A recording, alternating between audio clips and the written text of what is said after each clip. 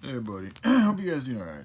So, there's a section here I want to share with y'all. This is from Teaching for Survival by a Mark Terry with a foreword by Garrett, I think it's Hardin if I remember correctly. Hold on, let me get my page. Yeah, foreword by Garrett Hardin. Alright, here we go. We're at the bottom here. Alright, as the prince in the ancient legend took the broken sword that the cringing knight had jealously broken in two and discarded and turned on the tide of the battle, so must administrators and teachers, even when the circumstances are difficult, meet the challenge of instilling in the minds and hearts of a generation of young people the understanding and commitment necessary to use the natural resources of this country successfully. Let me just continue here. The association's statement also typifies the problems that the environmental education movement is creating for itself. New curriculum development, student and teacher course requirements, assigning someone responsibility for environmental education. Assigning someone responsible, I think, would have been a better way to word that, but that's just me. These are the actions most often and most eagerly proposed. The implication of such actions, proposals, and statements is that environmental education is a new and long-awaited development that must take its place in the traditional order of subject coverage. That someone can teach it as a subject and that such education can cure our environmental ills. These implications indicate a misunderstanding of the nature of environmental education. This book is written with the hope of making clear this misunderstanding and of suggesting a different approach to environmental education. Excuse me. In brief, my thesis is that all education is environmental education. Interesting. The pleas for development of environmental education as a new subject have misrepresented the problem. The pleas for development of environmental education as a new subject have misrepresented the problem. Interesting. Which which is to change the environmental education that is provided in the study of any subject and in any classroom according to our best understanding of environmental realities. Sorry, I just wanted to try to get through that sentence without taking another breath. Where was I? Okay, we must realize that all educational situations contribute to environmental education. We must realize that all educational situations contribute to environmental education. Yeah, they're right. Environment is no single subject and is certainly not the property of a given teacher or classroom.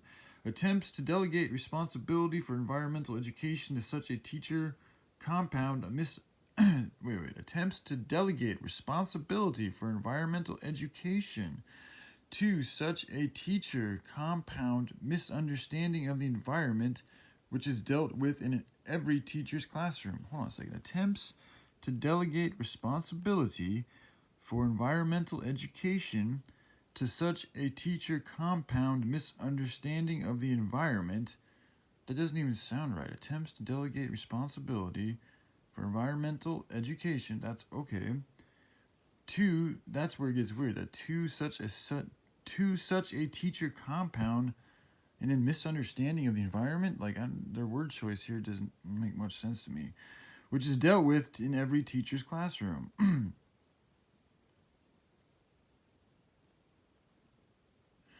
Anyway, moving on. Through environmental education, though environmental education in schools can reasonably be expected to help our efforts to improve our environmental relationships, it should not be burdened with the unrealistic responsibility of stopping pollution or solving the deterioration of the environment. Hold on a second.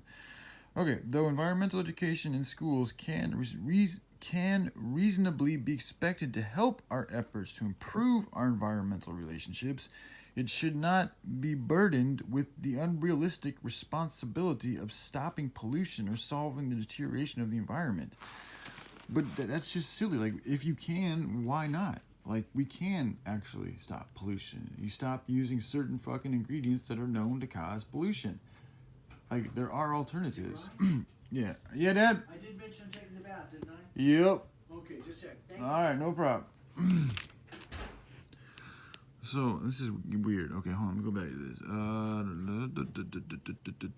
this. Though environmental education in schools can reasonably be expected to help our efforts to improve our environmental relationships, it should not be burdened with the unrealistic responsibility of stopping pollution or solving the deterioration of the environment. That's just crazy though, because like the hemp plant literally does do that. It stops the deterioration and it counters the pollution, as well as cleaning up shit and offering an alternative product that's not fucking toxic. That's strange. Alright, let's move on here. Aiming towards such goals tends to breed insensitivity to practical issues and to foster the growth of an already overwhelming rhetoric. Like, I'm not insensitive to practical issues. Like, no, picking up garbage is great. Like, I don't know. This is strange. A goal, a goal far more practical for schools and for a goal far more practical for schools and far more conducive to environmental education is to do all that is possible to improve the school's environmental relationship.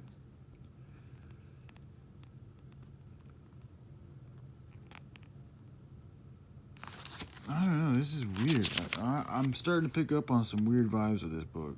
A goal far more practical for schools and far more conducive to environmental education is to do all that is possible to improve the school's environmental relationships. But that would also include doing what they just said that is unrealistic. So I don't know about this author. But I'm going to continue reading because, like I said, I think this book was gifted or put into my life, placed in near where I live for a reason. As everything happens for a reason. So I'm going to continue on, but I'm definitely picking up a weird vibe. But all right, I love you guys. Y'all take care. Bye.